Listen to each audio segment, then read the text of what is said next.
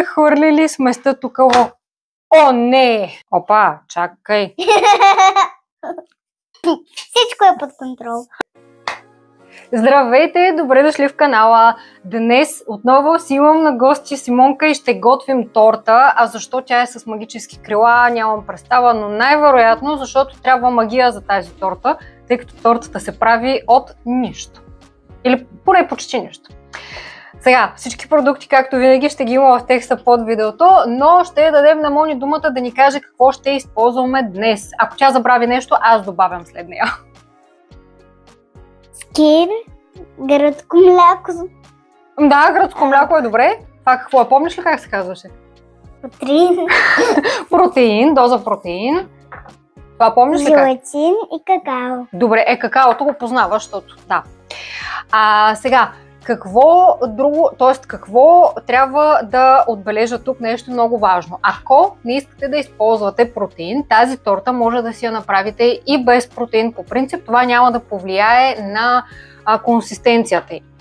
Но ако не използвате протеин, ще ви трябва някакъв подсладител, защото все пак нещо трябва да й даде вкус. Т.е. може да използвате еритритол, ксилитол, мед може да си сложите също, сироп от агаве или каквото вие си използвате. Дори и обикновена рафинирана бяла захар ще ви свърши работа, но тъй като ние не използваме такова нещо, затова си използваме протеина. И сега, започваме ли да смесваме нещата? Да. Искаш ли ти? Да. Еми то какво да кажеш? Добре, айде първо слагаме скира. Колко лъжици? Абсолютно цялата кофичка ще сложим. Това е 500 грама скир. Цялата кофичка. Да. Опа. Всичко е под контрол. Добре, давай и сипвай. Искаш ли ти да държиш кофичката? Ами аз ще го сипвам. Само да не паднеш. Сега всички количества ще бъдат, както винаги ще ги опиша в текста. Нищо. Ще бъдат в текста под видеото и ще ви напиша колко калории излиза цялата торта. Това е една страхотна идея за много лек десерт, който пък същевременно и засища така доста глада за сладко, защото има много високо съдържание на протеин. Шеф Мони, готова ли си с избърсването? Да. Добре. Ами сега да слагаме и гръцкия йогурт. Чакайте, забравих да ви кажа нещо. Значи може да си я направите тази торта само с скир, може да си я направите само с гръцки йогурт, може да си я направите и само с кисело мляко. Тъй като аз тук в случая търся нещо, което да е по-високо протеиново, затова използвам и двата варианта. Заповядай. Колко лъжици? Всичкото слагаме. 400 грама гръцки йогурт. От Lidl го купувам, понеже ще питате. Аз да ви кажа. Това е по-течно. По-течно е, да. Давай, разбърквай сега. Аз държа, ти бъркаш.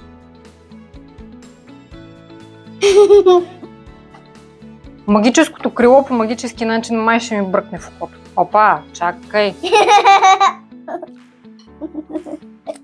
Сега, идва момента да си сложим дозата протеин.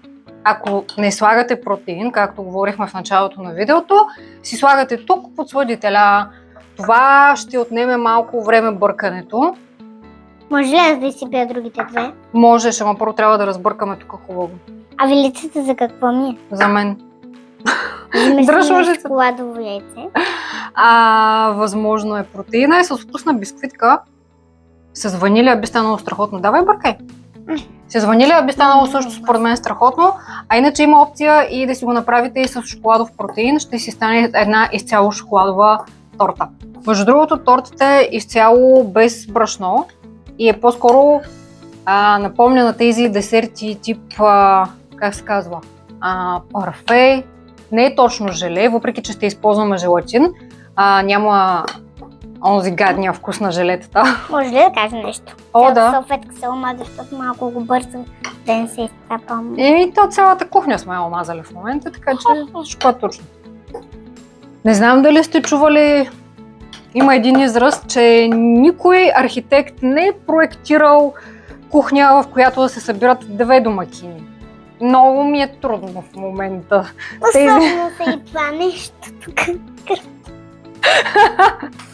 Ако допуснем, че вече сме си смесили нещата тук, значи скир, йогурт, протеин, идва момента с желатина.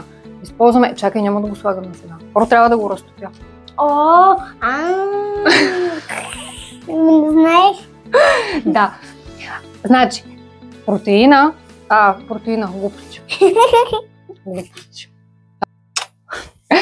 Така, желатина трябва да си го разтопим естествено. Аз какво правя? Знам, че има опция на водна баня да се разтапя и някакви други такива методи. Аз, честно да ви кажа, му слагам 2 пръста вода и го слагам в микроволновата. Супер бързо се случват нещата, така че сега правим една пауза да разтопим желатина и после Монито иска да го излива вътре. Готови ли сме? Да. Добре. Шеф Мони, заповядай да изсипваш желатина, дръж здраво и с 2 ръце, майко мила. Добре. Не знам дали казах, аз ще го напиша отдолу в текста, но ви трябва 2 пакетчета желатин, защото само едно няма да ви свърши достатъчно добра работа. И нещо сега друго, което трябва да си подготвите, е една форма за торти с падащо дъно. Сега ще ви я покажа след малко каква е тази форма за торти с падащо дъно. Вероятно знаете, но за някой, който не знае, сега ще я покажа така или иначе. Но защо ви трябва такава? Защото аз първия път се опитах да го правя това нещо в, не знам, май в тази купа беше. И естествено беше тотален провал, защото нямаше как да го извадя от тук. Така че форма с падащо дъно ще ви свърши идеална работа. По принцип може да си го направите и в купички, ако няма да го изваждате от там. И това би свършило работа. Ма те хората са виждали такива, нали? Виждали сте такива форми?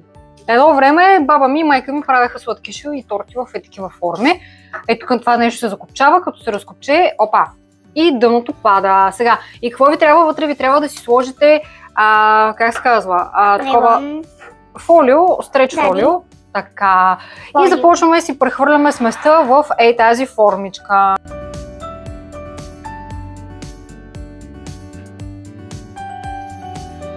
Така, след като сме си прехвърлили сместа тук в... О, не! Остана.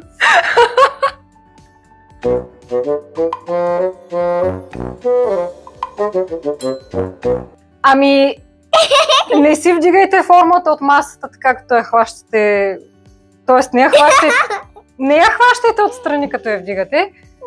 Аз ще го изчистя това и ще снимам как изглежда вътре, без да я пипам и без да я мърдам. И сега малко по-сериозно слагаме я в хладилника. Докато не е изтекла цялата извън формата, слагаме я в хладилника. Оставяме я няколко часа, обикновено около 2-3 часа са... Около 2-3 часа са достатъчни да постои. Ами, Мони, ние забравихме това нещо. Шегувам се, не сме го забравили. Когато тортата стегне, вадим си я, махаме си чак тогава си я разглобяваме, не предварително преди да е стегнала и си поръсваме отгоре какаото, става божествено, обаче когато стегне след няколко часа ще снимам другите кадри с финалния резултат, дано да съм успяла да я пренеса цяла в хладилника.